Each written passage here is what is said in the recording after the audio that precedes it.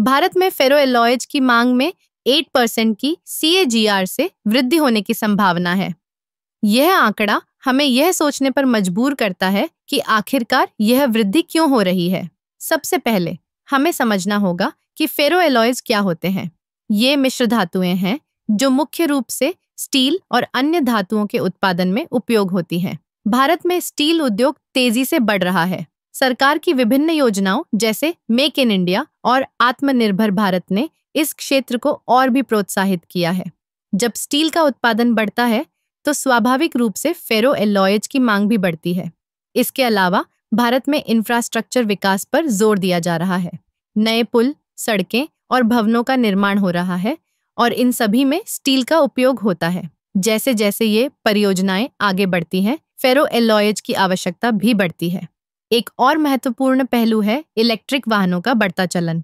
Electric वाहनों में steel का उपयोग बढ़ रहा है और इसके लिए फेरोएलॉयज की आवश्यकता होती है।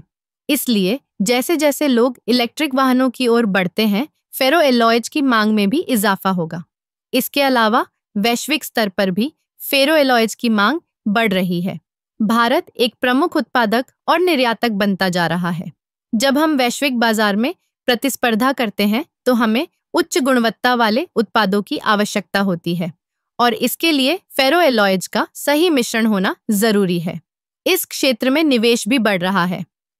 कई कंपनियां नए संयंत्र स्थापित कर रही हैं और उत्पादन क्षमता बढ़ा रही हैं। इससे न केवल रोजगार के अवसर बढ़ेंगे, बल्कि यह उद्योग को और भी मजबूत बनाएगा। फेरोएलॉयज की मांग में वृद्धि का एक और कारण है पर्यावरण के प्रति जागरूकता। कंपनियां अब अधिक टिकाऊ और पर्यावरण अनुकूल प्रक्रियाओं की ओर बढ़ रही हैं।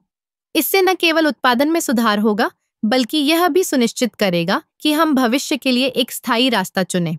इस प्रकार भारत में फेरोएलॉयज की मांग में 8% की CAGR से वृद्धि का अनुमान न केवल एक आंकड़ा है, बल्कि यह हमारे उद्योग, अर्थव्यवस्था और भविष्य की दिशा को भी दर्शाता है। यह एक सुनहरा अवसर है और हमें इसे भुनाने के लिए तैयार रहना होगा।